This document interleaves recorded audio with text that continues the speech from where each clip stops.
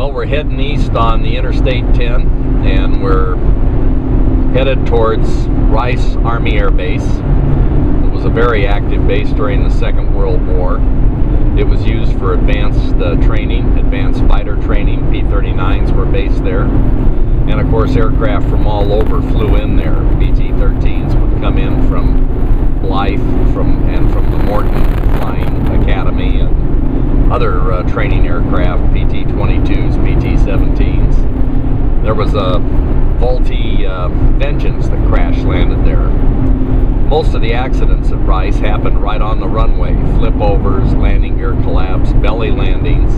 But there are about a dozen aircraft right around Rice out in the desert. And we're interested today to try to locate several P-39s and a P-40M model that went down in 1943. And we're hoping to have a little bit of luck on that, and possibly on an F-86 that is out in the desert a number of miles southeast of Rice. So a beautiful morning, and we're going to hope that we have good fortune today.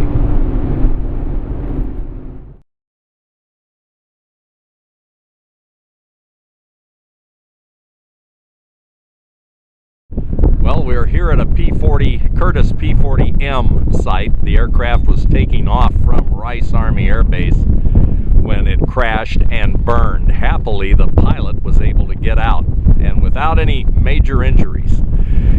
This site is very interesting because there are many artifacts here: turnbuckles, the armor glass, the nav light lens. We have prefixes that have been found. Some of the chromate is still on some of the aluminum structure. Just a very interesting and historic site at Rice Army Air Base on the East Mojave Desert.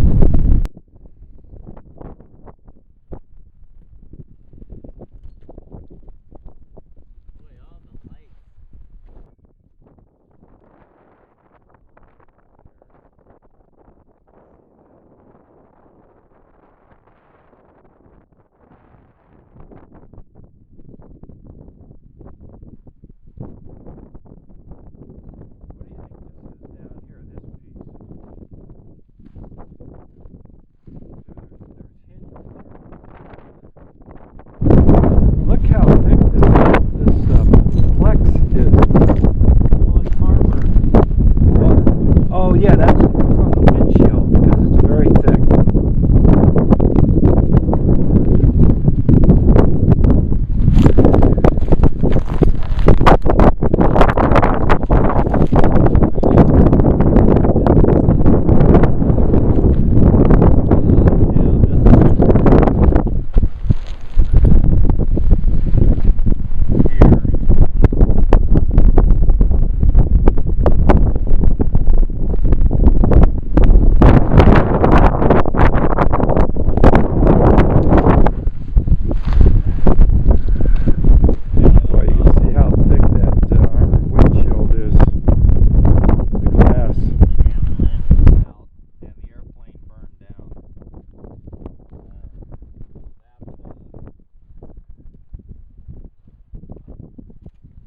So here's some, excuse me? Is that the headphones? I am not really sure. Something electrical. And here's a aircraft cable. You can see the safety wire.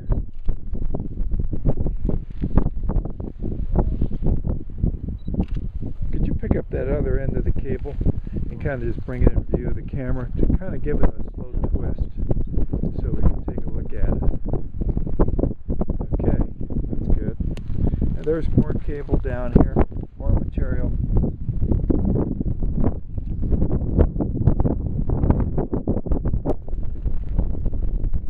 So there could be more wreckage as he bounced along. I don't know that this is the same airplane. This looks like a push-pull rod. Obviously it's bent. Oh no, I know, but he didn't know the story of it. 87, got 87. You got an 87? This looks like it could be a piece associated with the seat assembly.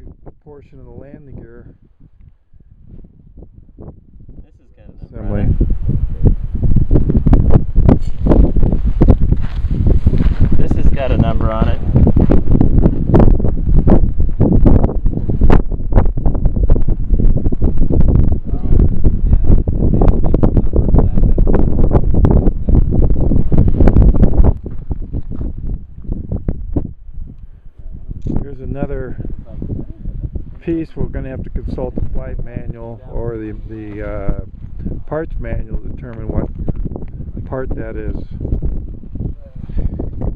That is very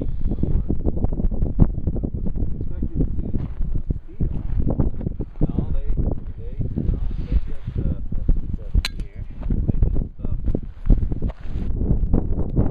so here we have a turnbuckle from the controls on the aircraft, and you can see fire damage where the aluminum melted down. Brass turnbuckle.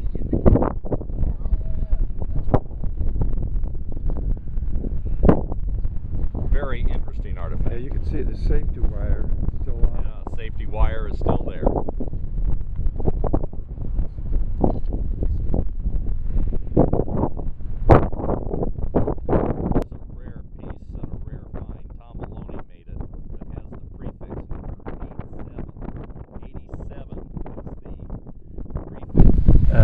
Tell me about this piece that you found, Tom.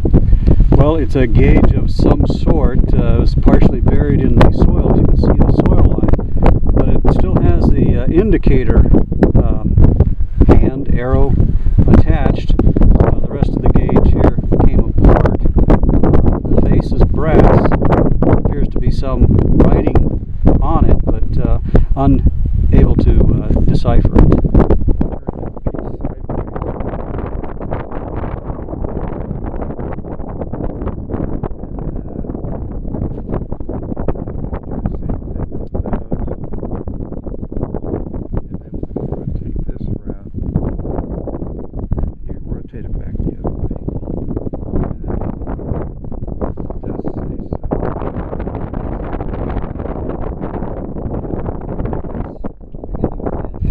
What we have here is a red navigational light dome cover, and this would have gone on the port left side of the wingtip of the P-40M.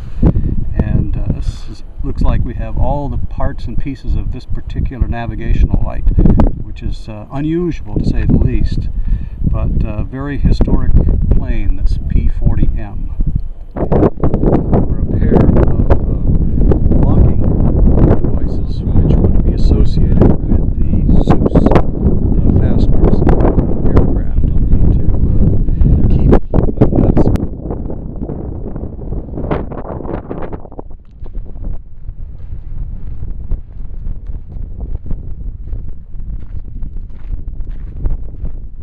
Turn one of them over if you could, and the other one too.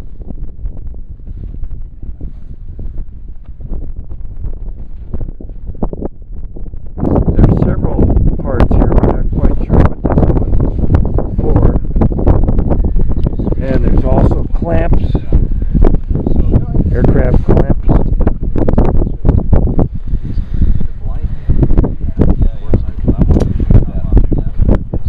More windshield glass.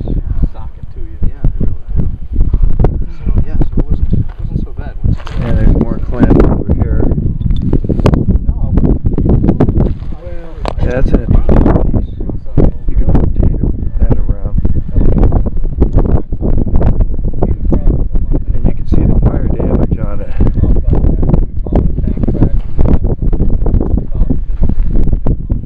So here we have an interesting piece of stainless. Appears to have a light gray paint or a faded gray on it. And again, this is from the P-40M Warhawk that crashed in July 1943, trying to take off from Rice Army Air Base. You can rotate it around.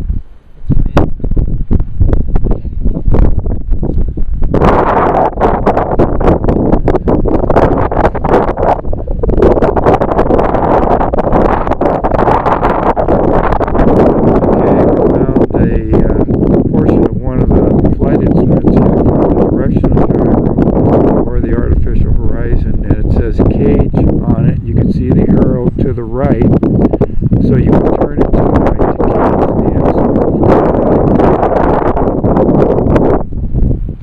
So that's from one of the flights. And here's a piece of aluminum here. You can go ahead and rotate around slowly.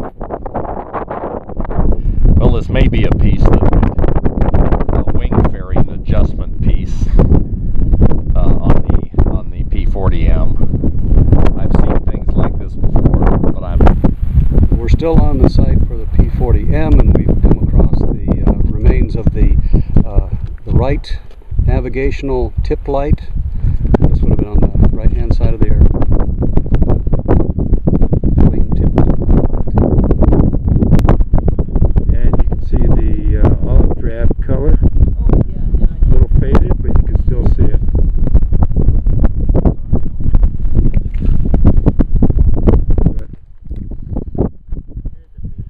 Okay, so here we have another adjustable join, much smaller this time, presumably for some kind of fairing on the aircraft.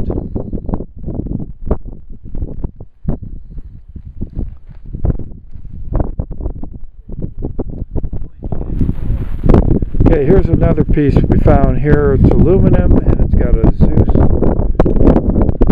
inside of it.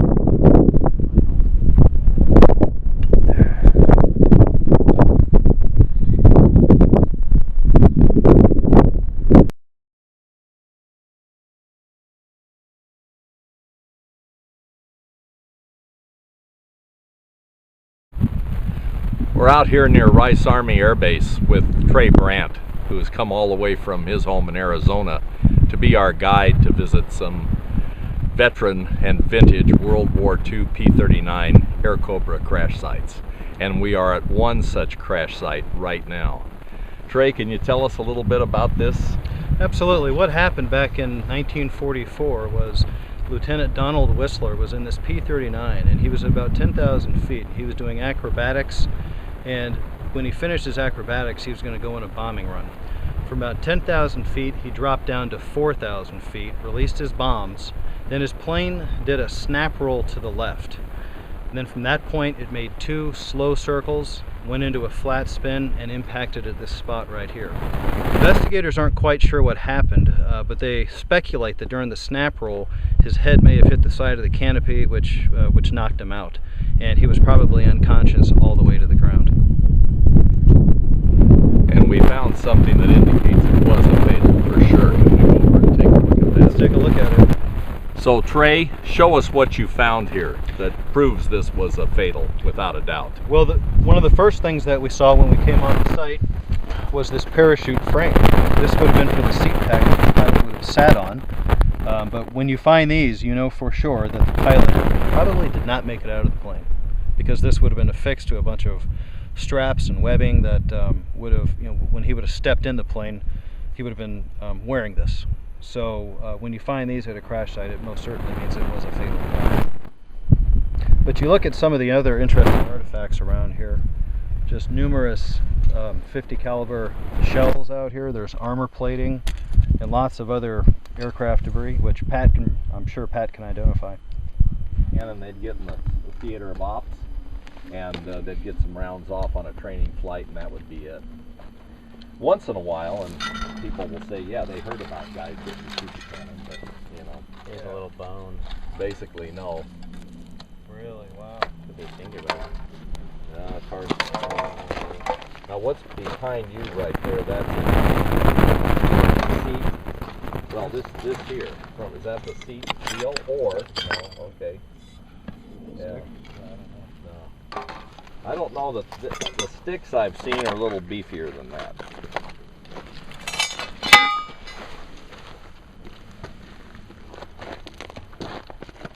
Here's a whole gear.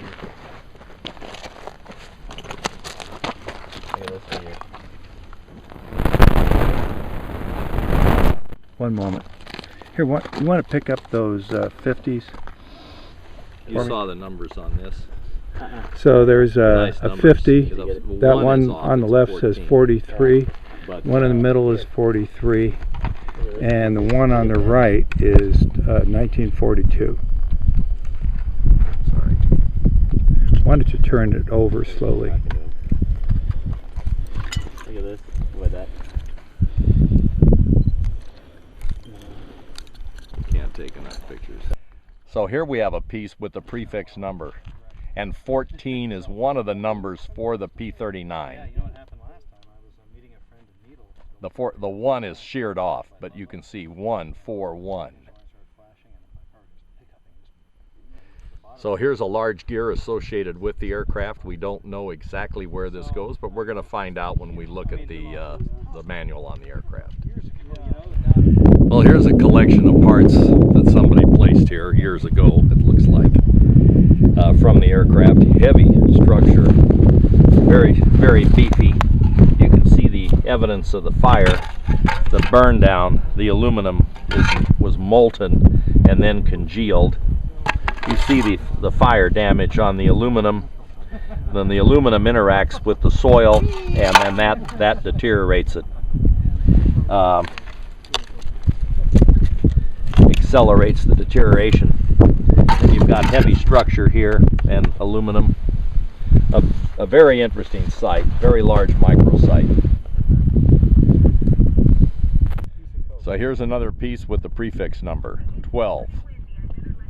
We're seeing 12s and 13s out here, and of course there's a slug others that work for the Bell P-39. Okay, Tom Maloney found this access plate, and you'll notice that the numbers, the prefix is ink stamp 12-3 dash, and we can't make out those other numbers, then dash 003 dash R, R for the right side of the aircraft. A really outstanding find. Good work by Tom Maloney. So 12-3, then not clear dash 003 dash R for the right side of the aircraft. And again, an access plate that was located by Tom Maloney. Another remarkable thing about this particular piece are the cam locks that are on it. Also the safety chain, so when you open this up you didn't drop the entire piece. And another cam lock. Okay, here's a portion of the battery. It's very heavy, made out of lead. And there's other portions of the battery head here.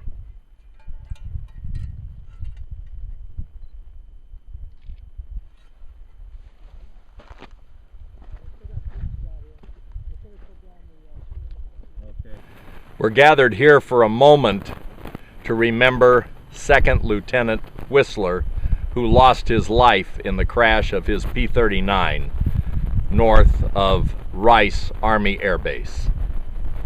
The flag is always at a fatal crash site in honor of the military service member and their sacrifice.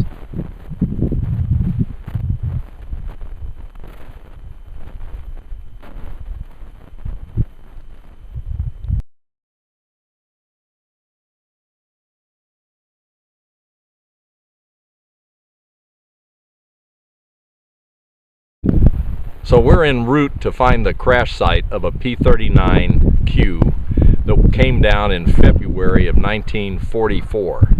And the pilot miraculously was able to bail out of this one. And Trey, can you tell us some of the details of it? Absolutely. On February 6, 1944, Lieutenant Edward Thistlethwaite was doing a bombing run out here, and he was diving down. As he pulled out of his dive, the tail section snapped off the aircraft.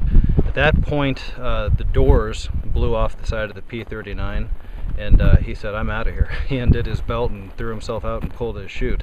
The plane went into a flat spin and impacted on the desert floor down below.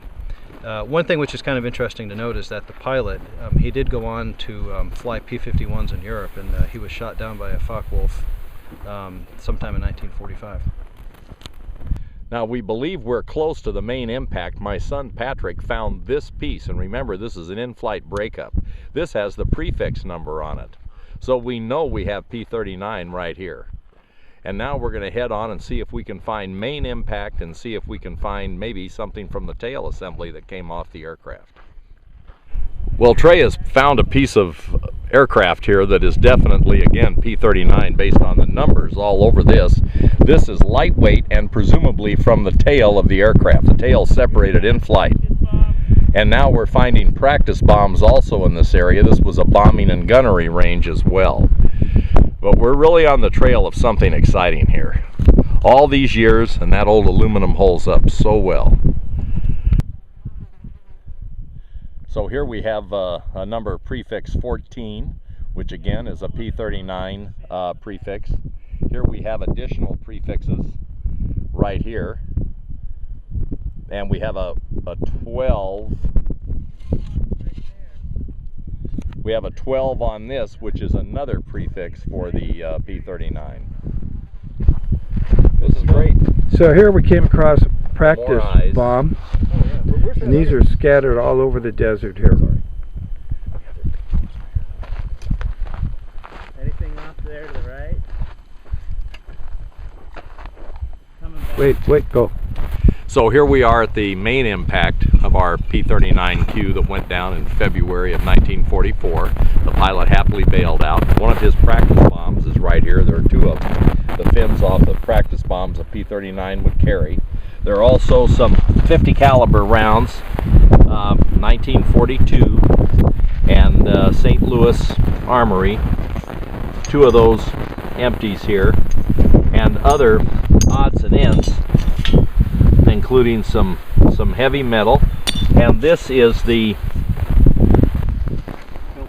filter that, as you would see on a P-51 Mustang up on that Packard Merlin, but this is a filter from the P-39 Allison engine.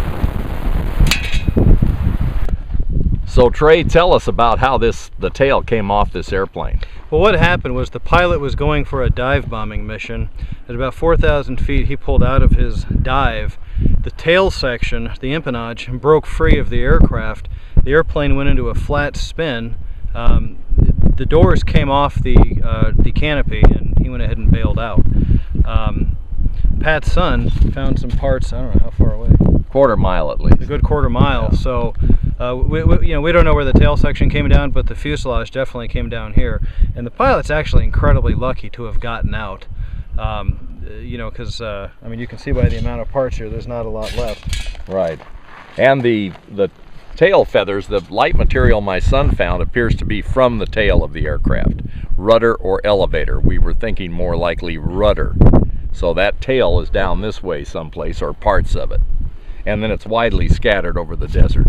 But the main mass, like Trey said, came down right here essentially and remarkably intact, and then was trucked out. So just a short distance, about a quarter mile, a little bit more, almost pushing a half, my son Patrick found the tip of the rudder of the P-39, proving that this is the site where the tail separated from the aircraft. The main wreckage is almost a half mile from here. And you can see this piece, remarkable condition. And within the inside, we have the numbers, the prefix numbers, starting with the number 12. See, when you find something like this, And there's a number starting with a 12. Yeah, yeah, isn't that great? that's right. Yes, sir. Good piece for tail art, man. Yes. It is a That must This have is been a pretty strong this is wind more blowing of back the then, so tail, he would've and been it's got pretty the close to trailing being on edge that here. target, like right above it. and similar to all the other pieces we found. Did the tail come off? 5,000 feet? 4 and 5, sure. So then you're... The staples for the fabric.